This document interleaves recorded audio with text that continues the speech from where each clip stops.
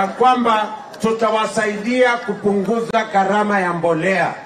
Ile fertilizer ilikuwa shilingi 7,000, tumeteremsha chini mpaka saa hizi ni shilingi 2,500, na ni kwa sababu tunataka tuwasaidie wakulima, wawe wakulima wa mahindi, wakulima wa ngano, wa chai, wa miraa ya kahawa, wakulima wote tuwapatie mbolea, ndio tupunguze gharama ya kilimo na tuhakikisha kwamba tunazalisha chakula ya kutosha, tuondoe njaa katika taifa letu la Kenya.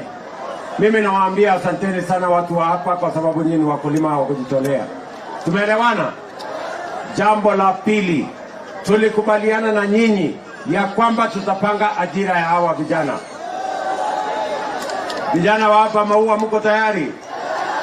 Si tulikubaliana tupange ajira yenu? Shida ya Kenya, wacha niwaeleze.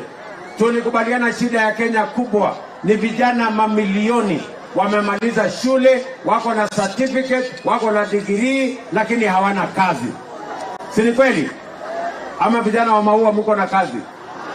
Mko na kazi? Ndio sababu hiyo tumesema tuko na mipango mara 3. Ya kwanza tumepanga mpango ya housing. Hiyo mpango ya housing na mimi nimekuja kuanzisha jana hapa Meru. Kenya mzima tunataka kujenga nyumba 1,200 kila mwaka, ndio tuajiri vijana 500,000 kila mwaka. Hapa Meru nimekuja kuanzisha jana, nitakuwa hapa kesho. Hapa Maua tutajenga mambo ya affordable housing, na tunataka kujenga nyumba 10,000. Tunahitaji vijana 20,000 wa kufanya hiyo kazi. Vijana wa Meru mko tayari? Vijana wa Maua mko tayari? Ama nyinyi ni wale wa kuchagua jembe? Si tulikubaliana kazi ni kazi? Ama tulikubaliana aje? Si tulikubaliana wera ni wera? Sasa sikizeni. Kwa hiyo program ya housing tunahitaji architect, engineer, quantity surveyor, electrician, mason, plumber, carpenter, hata mtu ya mkono. Sasa niwaulize wewe, unaweza kushinda kwa hiyo kazi yote nimesema ushinde vile ya kutamjipanga hapo katikati? Si kama una kama neno yote sianze na mkono kwanza, alafu utafanya ile inafuata.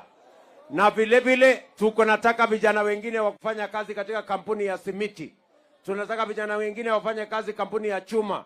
Tunataka wengine watuletee mawe na kokoto, ndio tuweze kujenga dunia hii, tuondoe unemployment katika taifa letu la Kenya. Vijana mko tayari? Vijana mko tayari? Tuwapange na ajira. Mimi nataka niwaulize, kuna watu wanasema tusiendelee na program ya housing.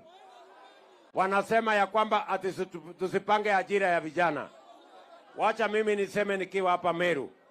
For the first time in the history of Kenya, we have a government that has a plan on how to create jobs for the young people of our nation. And that is why housing is a plan that is going to create millions of jobs for our young people, so that young people don't have to go through the challenges and the troubles and the nightmares of not having any income. We want to create opportunities for our young people to have an opportunity to work and to engage themselves.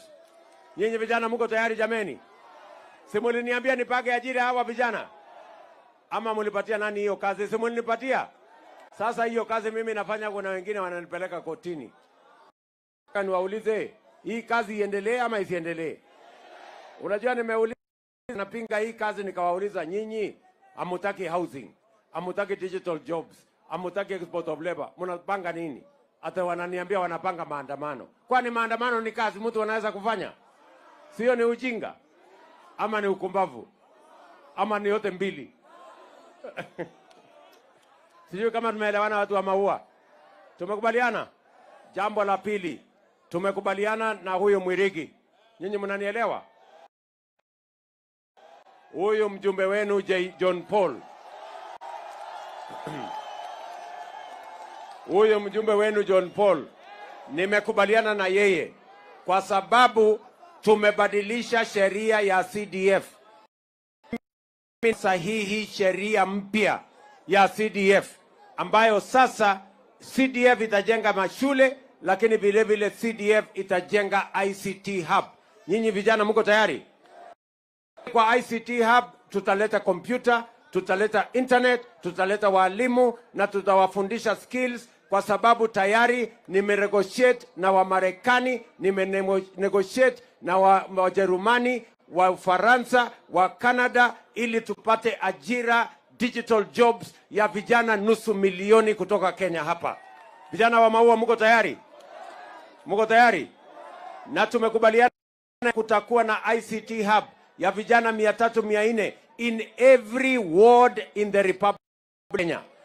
Hapa Maua, hapa Igembe South, tuko na ward 5. Si ndio? Sasa huyu John Paul atajenga ICT hubs 5. Mimi nitaleta kompyuta, nitaunganisha internet, nitaleta walimu, na nyinyi mtafanya hiyo kazi, muweke pesa ya madola kwa mifuko yenu.